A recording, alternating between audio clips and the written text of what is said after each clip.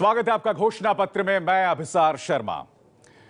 आज बात फिर एमसीडी चुनावों की, मगर एमसीडी चुनावों से पहले की सियासी जमीन टटोलनी बेहद जरूरी हो जाती है, क्योंकि राजौरी गार्डन उपचुनाव में हार और साथ ही पंजाब में जिस तरह का प्रदर्शन आम आदमी पार्टी का रहा है, उससे कहना गलत नहीं होगा कि आम आदमी पार्टी अपने राजनीतिक वजूद की एक बहुत गंभीर लड़ाई लड़ रही है। और यही वजह है कि एमसीडी चुनावों में उसका अच्छा प्रदर्शन बेहद जरूरी हो जाता है। इसके अलावा पार्टी के अंदर से भी आवाजें उठ रही हैं। तो ये तमाम मुद्दे हैं जिसकी वजह से आम आदमी पार्टी की चुनौती बहुत गंभीर है। और हमारे साथ हैं पार्टी के दिग्गज और दिल्ली के डेप्यूटी सीएम मनीष सिसोदिया। मनीष जी, स्वागत है आपका। इससे पहले कि हमारे तमाम एक्सपर्ट्स आपसे सवाल करें, सबसे पहले मैं आपसे जानना चाहूंगा, अगर आप दिल्ली की जनता को बता सकें कि एमसीडी चुनावों में दिल्ली आपको वोट क्यों दे। और आपके 2 से ढाई मिनट शुरू होते हैं अब। 2 से ढाई क्या, मैं एक लाइन में बोल देता हूं कि 10 साल बनाम 2 साल, 10 साल से नगर निगम में भारतीय जनता पार्टी है, दिल्ली को चला रही है। दिल्ली का एक बड़ा काम सफाई रखना, उसका हाउसिंग नक्शे, गली की नालियाँ वगैरह बनाना, ये सब उसका काम रहा है। 10 साल से चला रही है। स्कूल, छोटे छोटे स्कूल चला रही है, प्राइमरी वाले, प्राइमरी हेल्थ सेंटर्स चला रही है। तो 10 साल का उसका काम और 2 साल का हमारा काम। 2 साल से हम लोग बिजली, पानी, स्कूल, अस्पताल, इन सब पे काम कर रहे हैं। तो 10 साल बनाम 2 साल की तुलना करें और खुद तय कर लें कि कौन सी सरकार है जो जो कहती है वो करके दिखाती है, कौन सी पार्टी है जो जो कहती है वो करके दिखाती है, और कौन सी पार्टी है जो जब कहती है तो थोड़े दिन बाद उसके अध्यक्ष कह देते हैं जुमला है। ये देख लें और वोट करें। हमने कहा है कि हम सरकार में आएंगे तो नगर निगम में आके हाउस टैक्स माफ़ करेंगे। हमने कहा है कि हम सरकार में आएंगे तो दिल्ली में जो कूड़े की समस्या है, हमारी जिम्मेदारी है। जैसे हमने सरकारी स्कूलों में कूड़ा साफ कर, इसमें सरकारी स्कूलों की स्थिति बदल के दिखाई है, हॉस्पिटल की बदल के दिखाई है, बिजली पानी पे काम करके दिखाया है, वैसे ही नगर निगम की कूड़े वाली जो स्थिति है उसको बदल के दिखाएंगे। शुंगलू समिति की जो बातें सामने उभर कर आई हैं और ऊपर से कुमार विश्वास के बागी स्वर, उसके बाद से भ्रष्टाचार को लेकर जो आपका एक वार था, वो हथियार अब पूरी तरह से कुंद हो गया है। शुंगलू कमेटी और कुमार विश्वास की ऑफकोर्स बात करेंगे। तो शुंगलू कमेटी में शुरू से लेके आखिर तक 1 रुपए के भी भ्रष्टाचार का जिक्र नहीं है, 1 रुपए की भी। पूरी रिपोर्ट पढ़ लीजिए, और मैं चुनौती देता हूं जिसको भी समझ में आती है ये चीजें, पूरी रिपोर्ट पढ़ ले और उसमें से मुझे ये बता दे, साहब शुंगलू कमेटी ने आपका 1 रुपए का भ्रष्टाचार यहां बताया, ये भ्रष्टाचार क्यों हो गया। ये जरूर है, शुंगलू कमेटी बार बार कहती है आपने ये काम किया, एलजी से अप्रूवल नहीं ली थी, क्योंकि हम ये मानते हैं कि चुनी हुई सरकार को 3 सब्जेक्ट जो कॉन्स्टिट्यूशन में लिखे हैं उनको छोड़ के बाकी सारी चीज़ों पे निर्णय लेने का अधिकार है। हमने हाई कोर्ट ने उसको चैलेंज किया, हमने बंद किया, हम सुप्रीम कोर्ट गए हुए हैं उसके लिए। सत्येंद्र जैन की बेटी है सौम्या जैन, वो एक बहुत अच्छी आर्किटेक्ट हैं। आज आप मोहल्ला क्लिनिक जाके देख लीजिए, मोहल्ला क्लिनिक का जो शानदार डिज़ाइन तैयार करवाया है उसमें उन्होंने वॉलंटरी सपोर्ट किया है, 1 रुपया नहीं लिया।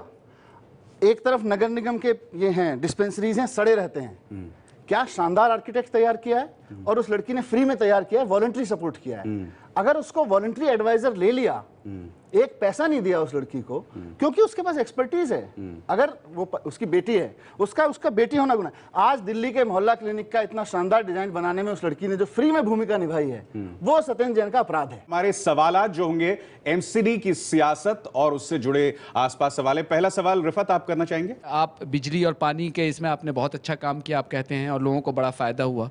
तो इन दोनों वजहों से एमसीडी में आपको भारी बहुमत मिलनी चाहिए थी। लेकिन जो अभी 13 जगहों पे जो बाई इलेक्शंस हुआ, तो हमने देखा कि आपको सिर्फ 5 सीटें मिली, 5 कांग्रेस को मिली, जो बिल्कुल ही डोमिनेंट है, जो अभी हुए थे, जो बाई इलेक्शंस हुए थे जो उसमें।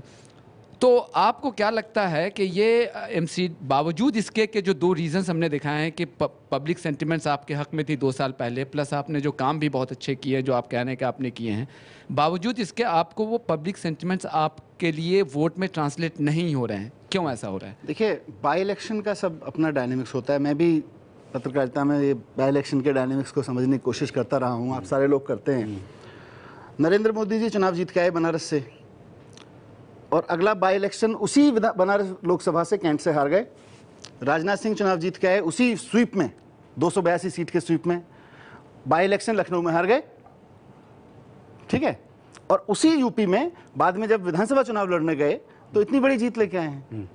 तो अगर हम बाई इलेक्शन से इन सारी चीज़ों को समझने की कोशिश करेंगे तो तो मुझे लगता है बाई इलेक्शन के अपने डायनेमिक्स होते हैं। मुझे ऐसा लगता है कि दिल्ली की राजनीति में एक गड्ढा खुदा हुआ है और इस वक्त आम आदमी पार्टी उसके अंदर बेहोश पड़ी हुई है और ये गड्ढा आपने खुद ही खोदा है। और कोई कांग्रेस और भारतीय जनता पार्टी में ना सांगठनिक रूप से इतनी दम थी और ना नैतिक रूप से इतनी दम थी कि वो आपके लिए गड्ढा खोद पाता। वो बहुत कमज़ोर हालत में थे। और जो आप कहते हैं 2 साल बनाम 10 साल, तो आपके 2 साल के ऊपर पिछला 1.5 महीना बहुत हावी हो गया है। तो मैं ये जानना चाहता हूँ कि अगर राजौरी गार्डन में चुनाव हुआ वो भी आपकी राजनीति की वजह से हुआ, पंजाब में जो आपने राजनीति खेली उसकी वजह से आप प्रमुख विपक्षी दल बन जाने के बावजूद परास्त हारे हुए माने जा रहे हैं, आप ये राजनीतिक गलतियाँ करना कब बंद करेंगे? नए नए जी सीख रहे हैं राजनीति, क्या करें ये कह सकते हैं। यही नहीं, बहुत महंगा पड़ेगा ना आपके लिए राजनीतिक गलतियां करना, और आपको बहुत मुश्किल होगी उसकी वजह अभय से। जी की बात पे जो त्वरित प्रतिक्रिया थी वो हताशा है मनीष, ये क्या है? नहीं देखिए, जैसे राजौरी है, अब राजौरी में राजौरी का एमएलए का चुनाव हम हार गए, वो लिंक्ड है। एमएलए का चुनाव ही क्यों हुआ? वो तो आप ही की वजह से हुआ। मैं वही बोल रहा हूं। अगर हाइपोथेटिकली पंजाब में आम आदमी पार्टी की सरकार बनी होती और राजौरी से हमारे यहाँ के विधायक वहां मंत्री बने होते या एमएलए बन गए होते, तो यही हम दूसरे डायनेमिक्स पे बात कर रहे होते। तो होते, इसकी गारंटी नहीं ली जा सकती क्या बात कर रहे होते, लेकिन हम फिर ये मान रहे होते ये बहुत अच्छा कदम था। वहां गए, वहां पे टक्कर दी, वहां पे लोगों को लगा, इस तरह की चीजें की, ये ठीक है, वो राजनीतिक गलती है। आज ये तो रिजल्ट बता रहे हैं कि राजनीतिक गलती है। हम पंजाब में भी जर्नैल सिंह हारे और यहाँ भी हारे, वो राजनीतिक गलती है और हम मान रहे हैं गलती है। तो अब इसीलिए मैंने त्वरित प्रतिक्रिया दी कि भाई अब धीरे धीरे आदमी कुछ अपनी गलतियों से सीखता है, कुछ दूसरी जगह से सीखता है। मनीष, ऐसा तो नहीं है कि आप लोगों की जो नकारात्मक सियासत है, शिकायत करने वाली सियासत है, वो जनता को नहीं देखिए भाई? हमारी, देखिए मैं एक सीधे सा मिसाल देता हूं। आपका एक ड्राइवर है जो गाड़ी चला रहा है, वो अच्छा अपने चुपचाप गाड़ी चला रहा है, आपको आपके गंतव्य तक पहुंचा रहा है, वो सही है। मगर वो बैठे बैठे शिकायत करता रहे, मुझे लगता है वो आपकी दिक्कत ये हो गई है। दिल्ली का बंदा जो पीछे बैठा है वो आप में विश्वास नहीं कर पा रहा है, यार ये तो इतनी शिकायत करता है, ये साइकोपैथ कावर्ड बताता है प्रधानमंत्री को। तो ये तमाम चीजें संभवतः उसके जहन पर भारी पड़ रही हैं। देखिए हमारी सियासत ना साइकोपैथ कहने के लिए है ना कावर्ड बताने के लिए है। हमारी सियासत दिल्ली के स्कूल ठीक करने के लिए है, अस्पताल ठीक करने के लिए है, बिजली सस्ती करने के लिए है, पानी पहुंचाने के लिए, और हम उस पर काम कर रहे हैं। हम बहुत फोकस तरीके से काम कर रहे हैं उस पर। हमारी सियासत दिल्ली को आगे नगर निगम में ला रहे हैं, तो हमें दिल्ली को साफ सुथरा बनाने के लिए सियासत हमारी ये है। एमसीडी चुनाव में आप जा रहे हैं, 2 साल के करीब आपकी सरकार को हो गए हैं। इन 2 सालों में ऐसा पहली बार हुआ है कि 6 से 7 बार जो सफाई कर्मी हैं वो हड़ताल पर गए। उसमें विपक्ष ये आरोप लगा रहा है आपने कि आपने जो सारा जो संकट फंड का खड़ा हुआ है, आपने 4th वित्त कमीशन की जो रिपोर्ट है वो रोक के रखी हुई है। चौथा वित्त कमीशन हम खारिज कर चुके हैं। चौथा वित्त कमीशन इम्प्रैक्टिकल था, चौथे वित्त कमीशन की सिफारिश, क्योंकि उसमें यह लिखा हुआ था कि डीडीए क्या जो पैसा आता है वो दिल्ली सरकार को दे दिया जाए, दिल्ली सरकार को फिर इतना पैसा देना चाहिए। केंद्र सरकार कहती है साहब डीडीए का तो नहीं देंगे। तो जब इनपुट चौथे वित्त आयोग का नहीं माना जाएगा तो आउटपुट कैसे मान लिया जाएगा? इसलिए वो इम्प्रैक्टिकल हो गया, इसलिए विधानसभा उसको खारिज कर चुकी है। चलिए अगला सवाल। मनीष जी, आज आप एमसीडी के चुनाव के लिए कह रहे हैं कि हम पूरे शहर को साफ सफाई देंगे, लेकिन अभी तक क्या पिछले 2 साल में जो शहर गंदा हुआ है, पहले आपने ऐसा तो नहीं सोचा था कि पहले इतना गंदा कर दें 2 साल में कि उसके बाद जब चुनाव लड़ने जाएं तो हम कह सकें कि हम साफ कर देंगे?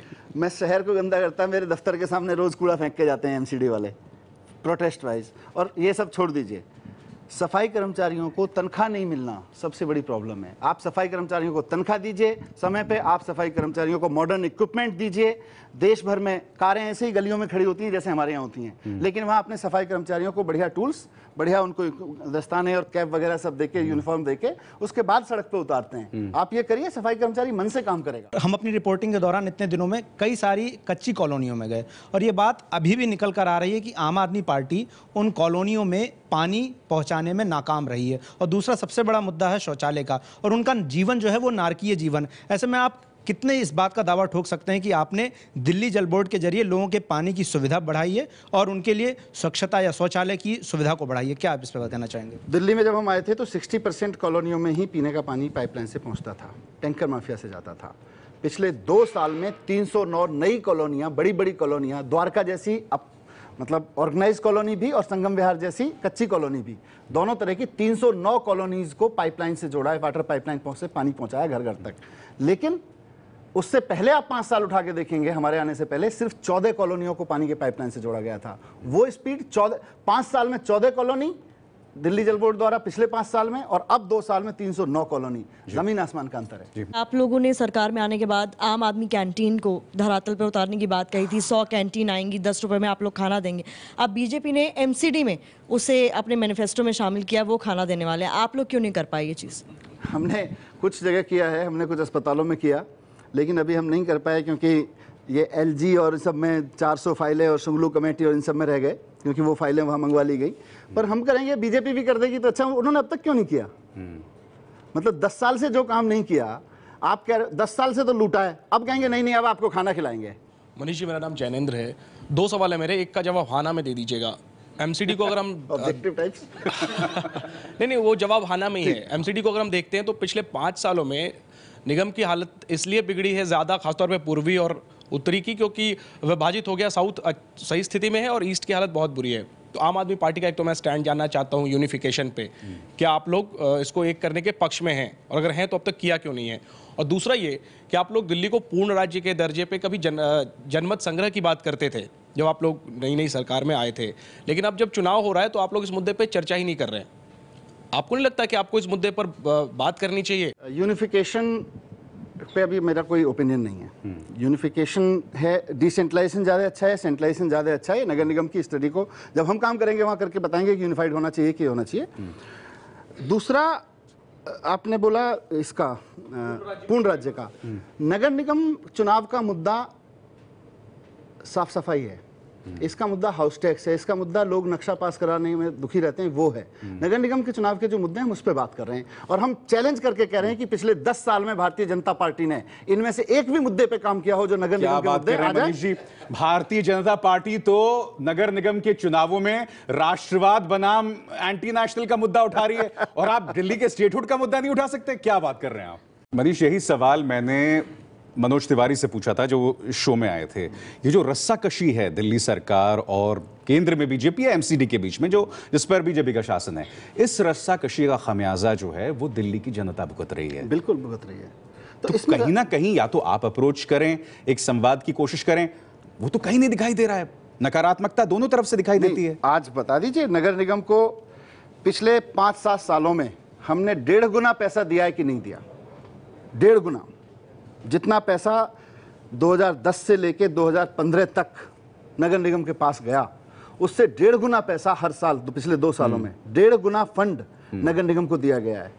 पिछले वर्ष, उन वर्षों में लोन का इंटरेस्ट और लोन का प्रिंसिपल अमाउंट दोनों की किस्तें काटी जाती थी। हमने लिख दिया अभी क्राइसिस है, ये पैसा भी काटने की जरूरत नहीं है, पूरा पैसा दिया जाता है, सिर्फ पेपर पे नहीं दिया जाता, एक्चुअली ट्रांसफर होता है। तो उसके बावजूद और क्या करेगी भाई दिल्ली सरकार? आप अपने लीकेजेस रोको मत, आप अपने पार्किंग के ठेके बीजेपी के नेताओं के बच्चों की कंपनियों को देते रहो। आप एडवर्टीजमेंट के होर्डिंग्स लगाने के जो ठेके हैं वो बीजेपी के नेताओं के बच्चों की कंपनियों को देते रहो, और हम दिल्ली सरकार के स्कूलों का पैसा काट के, दिल्ली सरकार के अस्पतालों का पैसा काट के, मोहल्ला क्लिनिक का काट के आपके करप्शन की पाइपलाइन में देते रहें। ये तो नहीं करेंगे भाई। अगला सवाल। आपने अभी कहा मनीष जी की एडवर्टाइजमेंट के ठेके जो होर्डिंग्स के देते हैं, तो उसी पे यदि हम आए तो आम आदमी पार्टी जब सरकार में आई तो दिल्ली सरकार ने जो विज्ञापन पे खर्चा किया, और मुझे ये नहीं समझ में आता है कि यदि दिल्ली में खर्चा हो तो ठीक है, महाराष्ट्र में मराठी अखबारों में, मराठी चैनलों में जाता है, गुजराती में जाता है, बंगाली में जाता है, ये क्या मायने है? क्या दिल्ली के टैक्स पेयर का पैसा ये क्या महाराष्ट्र में बताएगा कि दिल्ली में आम आदमी पार्टी क्या कर रही है? या तो फिर ये आप अपना पॉलिटिकल माइलेज चाहते हैं महाराष्ट्र में, इसलिए आप दिल्ली को प्रोजेक्ट कर रहे हैं? इस देश में कौन सी ऐसी सरकार रही है राज्यों में जो अपने राज्य की उपलब्धियों को देश में तो छोड़ दीजिए, विदेशों में जाके समिट नहीं करती है? जो विदेशों में जा जाके समिट नहीं करती है कि हमने अपने राज्य में इतना बढ़िया माहौल बना रखा है, आइए। हम तो विज्ञापन ही दे रहे थे दूसरे राज्यों में। अगर मैं दिल्ली में वैट के फॉर्म को इतना सरल कर देता हूं कि 40 की जगह 13 पॉइंट भरने पड़ते हैं और सिर्फ एसएमएस से वैट फॉर्म भरा सकता है, क्यों नहीं पूरे देश के व्यापारियों को मैं बताऊं कि जब आपका ट्रक मेरे बॉर्डर पे आके खड़ा होगा, आपको जरूरत नहीं है, आप एसएमएस से कर दीजिए। इसका पैसा आप हमसे, हमारी पार्टी से वसूलेंगे? मैं इसीलिए पूछ रहा हूं। मुख्य बिल्कुल सही कहा। और आज आप दिल्ली के अखबार उठा के देख लीजिए, किसी भी रोज के अखबार उठा के देख लीजिए, कश्मीर से लेकर कन्याकुमारी तक के अलग अलग राज्यों के अखबार राज्यों के मुख्यमंत्रियों के फोटो छपे होते हैं रोजाना। आम आदमी पार्टी सत्ता में विज्ञापन बंद करने नहीं आई थी, आम आदमी पार्टी कमीशन बंद करने आई थी और कमीशन बंद करके दिखाया हमने। ठीक है सर, मेरा नाम श्रेया है। आपसे सवाल मेरा है कि ईवीएम पर और बैलेट पेपर पर हम आप लोगों की जो लड़ाई है वो हम देख ही रहे हैं, लेकिन एमसीडी चुनाव में जो भी परिणाम आएगा, क्या आप उसको, अगर क्योंकि वो ईवीएम से ही चुनाव होने वाले हैं, क्या आप उसको स्वीकार करेंगे? ना स्वीकार करने का विकल्प कहाँ है? बिना सल्क किए। हमारे पास तो ये विकल्प भी नहीं कि हम ये कह दें कि राजस्थान से लाई हुई 6000। आपने सुना नहीं श्रेया ने क्या कहा? बिना सल्क किए। सल्क क्या करना होता है मुझे तो पता नहीं, जाता सल्क कैसे करते हैं और कैसे नहीं करते हैं। मेरे को इतना पता है कि हमने तो यहाँ भी विरोध किया कि साहब ये 5000 मशीन जो आप राजस्थान से लाए हो, आप एक तो वीवीपैट की मशीन लगवा दो। पूरे देश में सुप्रीम कोर्ट ने ऑर्डर कर रखा है, आप एक तो मशीन लगवा दो साहब वीवीपैट की, वो भी नहीं लगवा रहे, हम क्या कर पा रहे हैं? जो मनोज तिवारी हैं उन्हें बहुत शिकायत है कि जो पोस्टर्स हैं उसमें आपने विजेंद्र गुप्ता की फोटो लगाई है। मनोज तिवारी जी से आप कह दीजिएगा अगले प्रोग्राम में जब भी मिलेंगे कि फोटो किसका लगाना है और कौन सा वाला लगाना है, दोनों दे दें, वो लगा देंगे। इसी कार्यक्रम में उन्होंने कहा, दो चीजें कही अरविंद केजरीवाल की, कि पूर्वांचलियों से नफरत है अरविंद केजरीवाल को और मुझसे डरते हैं, उनका कहना है। देखिए, हम शिक्षा की, स्वास्थ्य की, बिजली पानी की राजनीति करते हैं, वो क्षेत्रवाद की राजनीति करते हैं। वो पूर्वांचल के हिसाब से काम कर रहे हैं। पूर्वांचल के कितने लोग दिल्ली में रहते हैं, कितने लोगों को फायदा हुआ है बिजली, सस्ती बिजली पानी का। लेकिन मैं क्षेत्रवाद, मतलब मुझे लगता है हमें क्षेत्रवाद की राजनीति को खत्म करना चाहिए। मनीष जी, अगर सब कुछ अच्छा चल रहा है और आप लोग बहुत बढ़िया काम कर रहे हैं, तो फिर कुमार विश्वास उस वीडियो में जो तमतमा कर कह रहे हैं कि भ्रष्टाचार की लड़ाई लड़के जो लोग सत्ता में आए वो भ्रष्टाचार पे मौन है, इसके बाद वो दिल्ली का जिक्र किया। जी हाँ, वो दिल्ली का जिक्र किया उन्होंने, उसके बाद वो मीडिया से मिल नहीं रहे। आपके दोस्त हैं, उन्होंने आपको बताया कि वो किस भ्रष्टाचारी की बात कर रहे थे जो सरकार में बैठा है? देखिए, कुमार विश्वास फिर सिर्फ 30 सेकंड नहीं तमतमाए, 13 मिनट तमतमाए हैं। और मैं 13 मिनट की बात करूंगा। 13 मिनट में उनको किस किस पे गुस्सा आया है, लोग देख रहे हैं उसको। और मैं रिक्वेस्ट करूंगा कि एक दिन अपने टीवी चैनल पे भी दिखाइए, बहुत शानदार वीडियो है वो। इस देश के हर आदमी को वो वीडियो देखना चाहिए। उन्होंने बात की है, वो बहुत बुनियादी बात की है। मोदी जी क्या कर रहे हैं, केजरीवाल से कहाँ गलती हो रही है, मनीष सिसोदिया से कहाँ गलती है, सब पे बात होनी चाहिए। भ्रष्टाचारी कौन है सर? कुमार ने आपको बताया कि नहीं बताया? मैं बात करूंगा उनसे बात करूंगा वो किसको मानते हैं। पर उन्होंने 12.5 मिनट पूरे देश में चल रही सरकार, पूरे हवा चल रही, जो मोदी योगी हो रहा है, उस पर भी बात करी है। कहीं ऐसा तो नहीं कि हो रहा है, उस पर भी बात। कहीं ऐसा तो नहीं कि वो 30 सेकंड बोलने के लिए उन्होंने 12 सेकंड का पैडिंग किया, 12 मिनट का पैडिंग किया। लेकिन 12 मिनट में बहुत बड़ा सच बोल के गए वो। नहीं, वो 12 मिनट में बहुत बड़ा सच बोल के गए। सच केजरीवाल जी, और आप कब से कह रहे हैं, कोई नई बात उन्होंने नहीं की, लेकिन जो की नई बात वो केजरीवाल पे बोल के की। क्या एमसीडी चुनाव में आपका मुख्य प्रतिद्वंदी कौन रहेगा? क्या इस बार फिर से ट्रायंगुलर फाइट होने जा रही है? क्योंकि आपके लिए जो प्रतिशत में गिरावट आई है, कहीं ना कहीं खतरे की घंटी। सीधा सवाल, मुख्य प्रतिद्वंदी कौन है, बीजेपी या कांग्रेस? हमारा सीधा टकराव हेल्थ के, बिजली के, पानी के, टैंकर के, इन सब के माफिया से बोल ही रहे हैं मनीष। अब आप सीधे समझ क्यों नहीं रहे? नहीं, मेरा सीधा सवाल है, देखिए राजनीति में आप मुकाबला करते हैं और मुकाबला करते हैं, आपके लिए गंभीर चुनौती हम कौन दोनों है? से, हमारे बीजेपी या कांग्रेस? कौन आपकी राजनीतिक वजूद के लिए खतरा है? हम दोनों की पॉलिटिक्स से लड़ रहे हैं और इनमें से कोई भी जीतता है, आम आदमी के वजूद के लिए खतरा है। चलिए, बहुत बहुत शुक्रिया हमारे तमाम एक्सपर्ट्स का, मेरे सहयोगियों का घोषणा पत्र में शरीक होने के लिए, और मनीष जी आपका भी, आपने बेबाकी से अपनी बात रखी। और यही वजह हम आपसे बार बार कह रहे हैं कि एमसीडी के चुनाव बहुत दिलचस्प हो गए हैं, क्योंकि इनके नतीजों का काफी हद तक आम आदमी पार्टी और अरविंद केजरीवाल का जो त्वरित भविष्य है, इनके नतीजों का उस पर बहुत बड़ा असर पड़ने वाला है। घोषणा पत्र में इसी तरह से हमारे साथ खास मेहमान आते रहेंगे। अभिसार शर्मा को दीजिए इजाजत। नमस्कार।